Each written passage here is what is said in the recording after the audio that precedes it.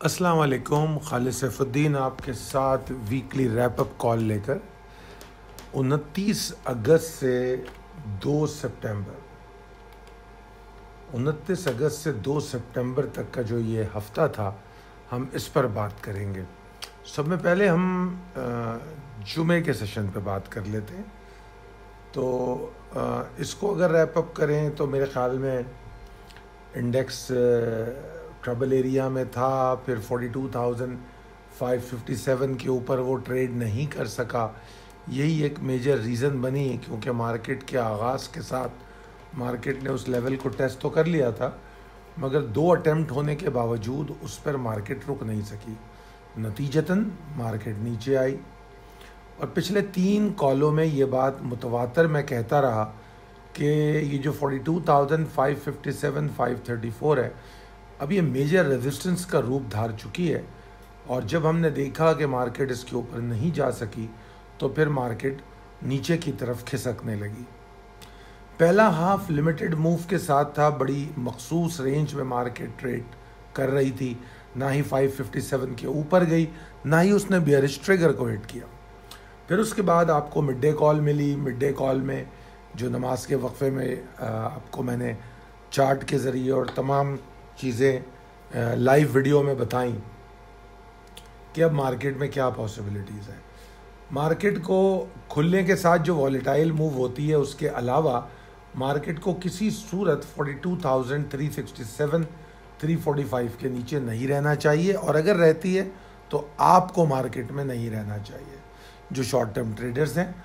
तो और उसके बाद फिर हमने देखा कि मार्केट जो है वॉलेटाइल मूव तो जो खुलने के साथ होती है, उसमें थोड़ा सा ऊपर जाती हुई नज़र आई, मगर फिर उसके बाद वो 42,367 को इग्नोर करती हुई नीचे की तरफ चली गई। दोबारा जब उठ रही थी तो उसने फिर इस लेवल को, जो आपको चार्ट में नज़र आ रहा है, 2 अटेम्प्ट में हिट किया है, मगर कोई फ़ायदा इसका हुआ नहीं।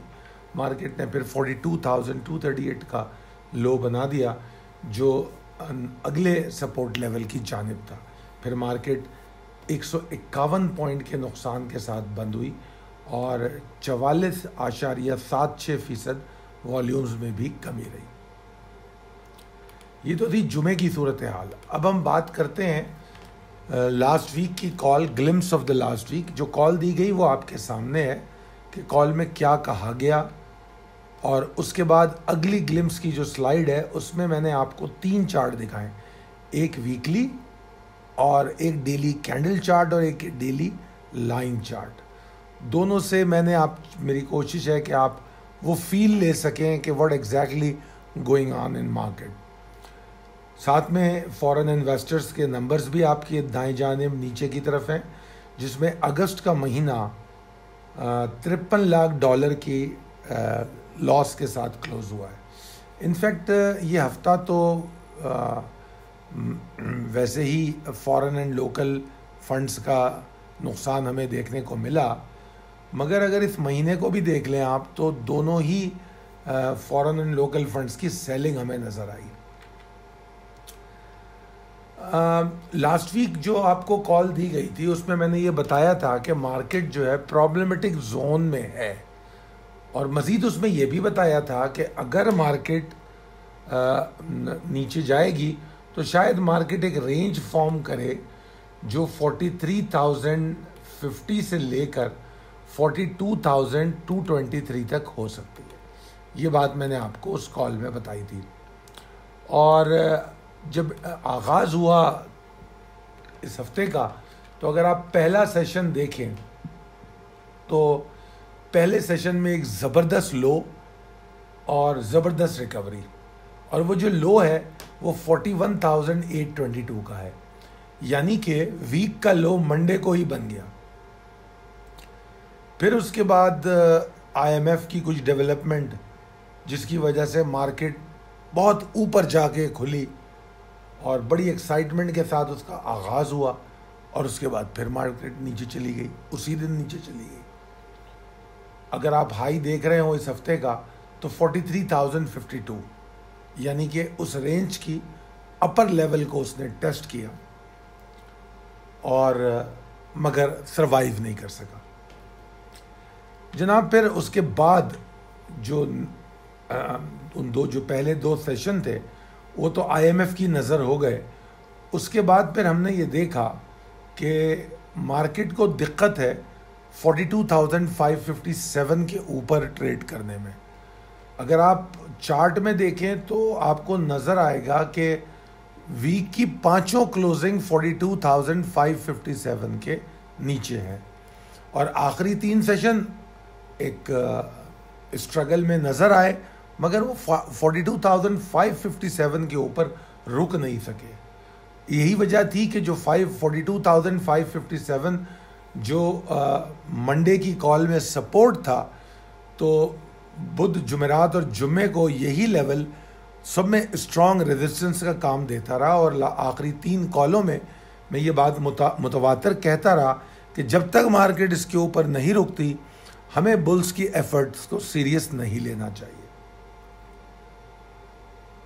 जनाब आली, उसके बाद जब 42,557 के ऊपर मार्केट नहीं रुक सकी तो नतीजतन मार्केट के सेंटिमेंट डिप्रेसिव रहे और लैकलस्टर बिहेवियर देखा गया। और अगर सही मानों में देखा जाए तो आईएमएफ की जो पॉजिटिव डेवलपमेंट थी वो न्यूट्रलाइज हो गई।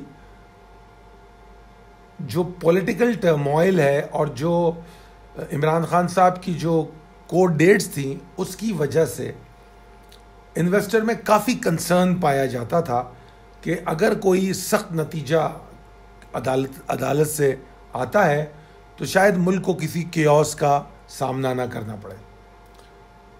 और यही वजह है कि और चूँकि मुकदमात की एक लंबी फहरिस्त है कि एक के बाद दीगरे नए मुकदमात बनते चले गए, तो वो एक इन्वेस्टर का बड़ा मेजर कंसर्न बनता चला गया।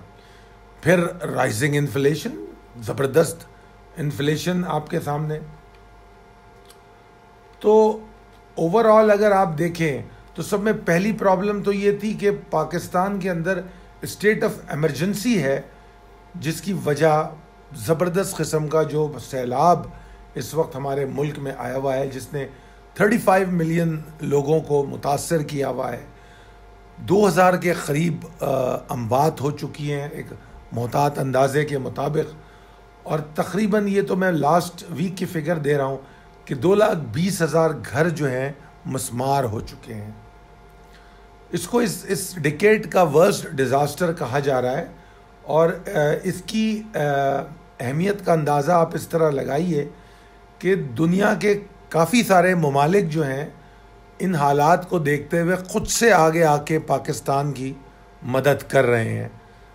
और बेशक पाकिस्तान की जो लीडरशिप है, स्पेशली जो मौजूदा गवर्नमेंट है, वो कोशिश कर रही है कि जितना हो सके फंड्स मिलें, ताकि क्योंकि अभी तो सैलाब को फौरी इक़दाम किए जा रहे हैं, मगर आफ्टर मैथ जो सैलाब के बाद की है वो क्या है? आफ्टर मैथ रिहेबिलिटेशन जो है, रिहेबिलिटेशन उन मकानात का दोबारा बनना, उन लोगों के पास छतों का होना। आने वाले दिनों में देखते देखते सर्दियां शुरू होने वाली हैं, उन सर्दियों में वो महफूज मकामात पर रह सकें। और फिर आपके सामने जो आपकी फूड बास्केट है वो शदीद जो राइजिंग इन्फ्लेशन है उसकी वजह से आपको पता है कि कहाँ तक पहुँच चुकी है। इस वक्त आज मैं कहीं सुन रहा था कि लाहौर में शायद प्याज 350 रुपये किलो तक बिक रही थी। तो अल्लाह ताला इस मुल्क और यहाँ के लोगों पर रहम फरमाए, क्योंकि प्याज बहुत ही लो कैटेगरी वेजिटेबल है, जो बहुत ही अशद ज़रूरत भी जिसकी होती है, वो अगर इतनी महंगी है तो टमाटर है या दीगर सब्जियां हैं उनका रेट क्या होगा? फ्रूट को तो आप छोड़ दीजिए। तो राइजिंग इन्फ्लेशन एक और मेजर थ्रेट है पाकिस्तान के लिए। उसके बाद फिर अगर आगे चलें तो वही जो मैंने पिछले हफ्ते कहा कि ये जो ऑनगोइंग सीरियस पॉलिटिकल टर्मोइल है, ये भी मार्केट के लिए एक बहुत बड़ा थ्रेट है।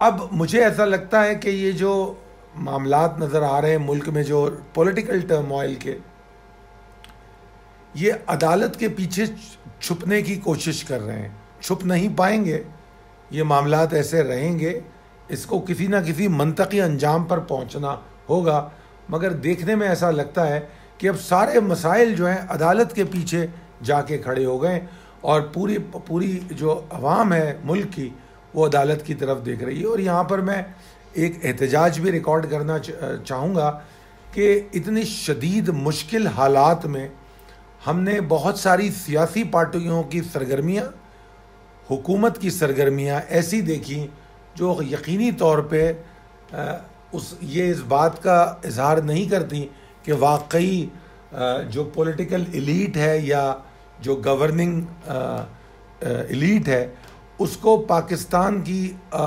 3.5-4 करोड़ अवाम जो इस वक्त मुतासर है उसके लिए कोई दिली हमदर्दी नज़र आती हो। ग्राउंड पे अगर इस वक्त कोई काम कर रहा है तो काफ़ी सारे रिलीजियस बैनर हैं जो इमदादी सरगर्मियों में लगे हुए हैं, और सब में ज़्यादा तो यकीनी तौर पे पाकिस्तान आर्मी जो रेस्क्यू और रिहैबिलिटेशन के लिए अवाम के सामने है। बहरहाल ये तमाम मुश्किलात और ये तमाम चीज़ें चूँकि मार्केट में मौजूद थी, यही वजह थी कि मार्केट जो है 283 पॉइंट के नुकसान के साथ बंद हुई। वॉल्यूम कमोबेश वही रहा जो पिछले हफ्ते था, और ओवरऑल हम इसको एक डिप्रेस वीक कह सकते हैं जो दोनों डायरेक्शन में चलने की कोशिश करता रहा।